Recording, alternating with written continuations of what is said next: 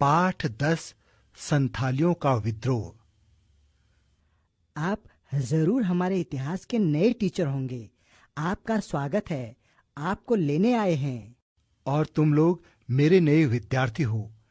मेरा सपना था कि अपने स्कूल में कभी पढ़ा सकूं।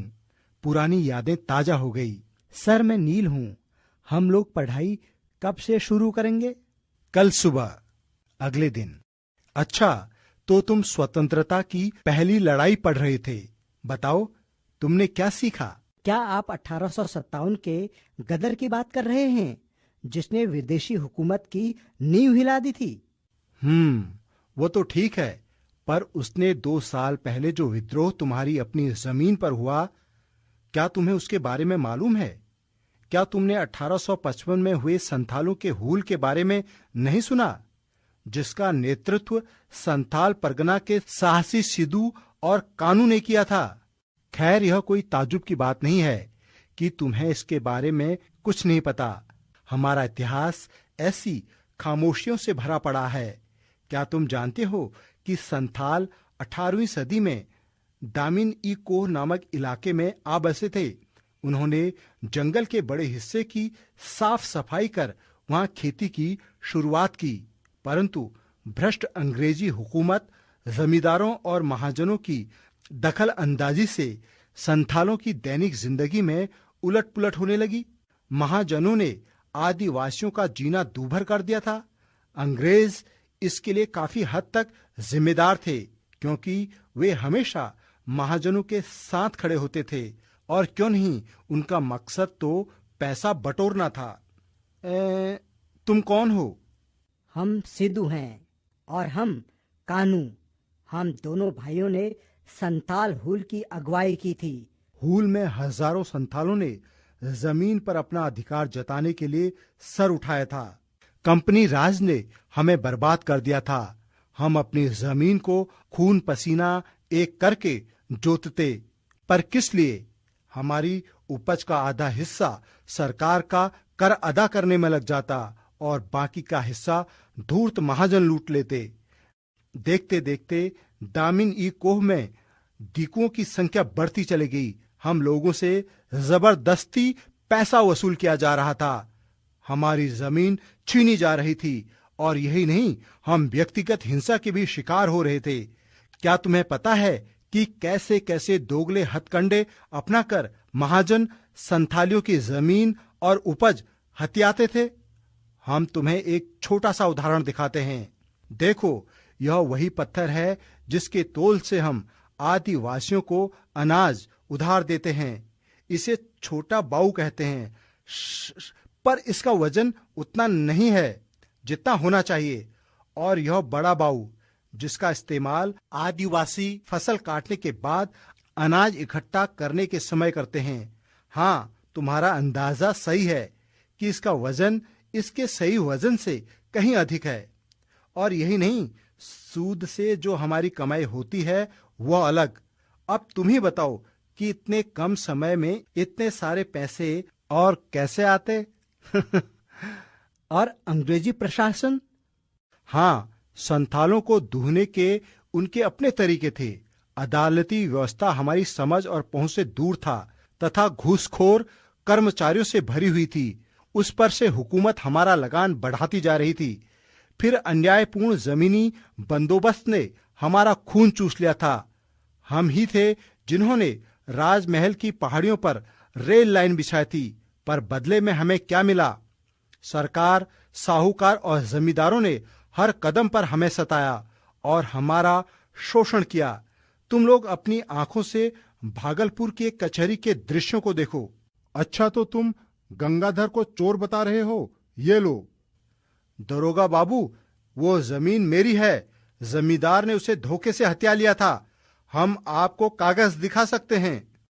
हम 5 बार अदालत आ चुके हैं और अभी तक कोई रास्ता नजर नहीं आता। पता नहीं हम इस झंझट में कैसे पड़ गए। हम अपनी जमीन के लिए दुगना लगान दिए जा रहे हैं, और न्याय पाने के लिए हमको वकीलों और बाबुओं को घूस देनी पड़ रही है। इससे बेहतर तो हमारा अपना आदिवासी न्याय है। कम से कम हमारी समझ और पहुंच के बाहर तो नहीं। यहाँ तो कचहरी आने के लिए भी मीलों चलना पड़ता है।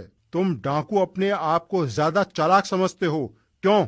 डाकू नहीं, बागी कहो।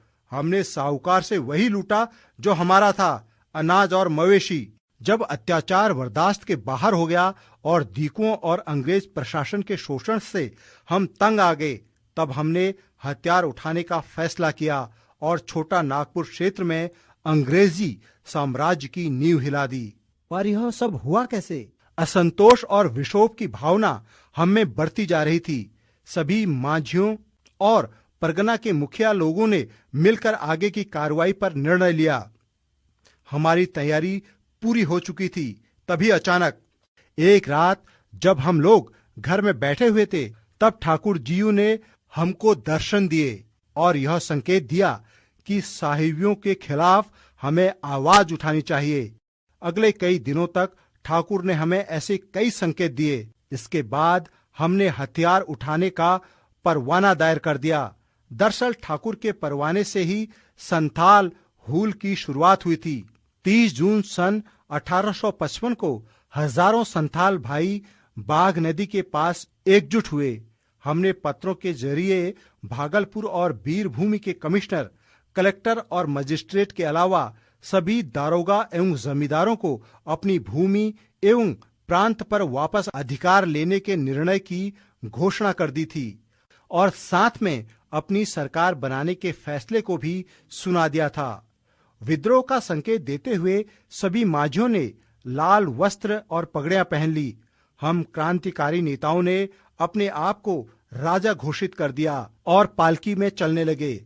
औरतें इस विद्रोह में किसी से पीछे नहीं थी और उन्होंने भारी शिरकत की। सबसे पहले सरकारी राशन के ठिकानों को निशाना बनाया। उनका शिकार था दारोगा महेश लाल, जिसकी साहूकारों से मिली भगत थी और जो हमें डकैत मानकर हमसे दुर्व्यवहार करता था। अब देखो हम क्या करते हैं। हमारा अगला हमला रेलवे की संपत्ति, तार यंत्र और ब्रितानी शासन के अन्य प्रतीक चिन्हों पर हुआ। दारोगा को मौत के घाट उतारने के बाद हमने बरहैत बाजार के अमीर जमींदारों के घर लूटे। उनमें से काफी मारे भी गए। इसके बाद हमारी क्रोध की ज्वाला ने कर वसूल करने वाले कलेक्टरों को भस्म किया, जो कंपनी राज के नाम पर हमारा शोषण करते थे। अनाज के भंडार पर धावा बोलो, देखो कि दीकू भागने न पाए। तुमने मेरी जमीन हड़प ली थी, यह लो।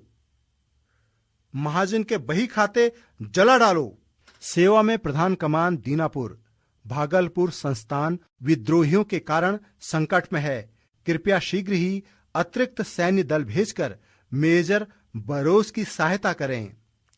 ऐसे ही कई पत्र संथाल क्रांतिकारियों के विद्रोह को कुचलने के लिए बीरभूमि, बांकुरा, छोटा नागपुर, सिंहभूमि, हजारीबाग, पूर्णिया एवं मुंगेर भेजे गए।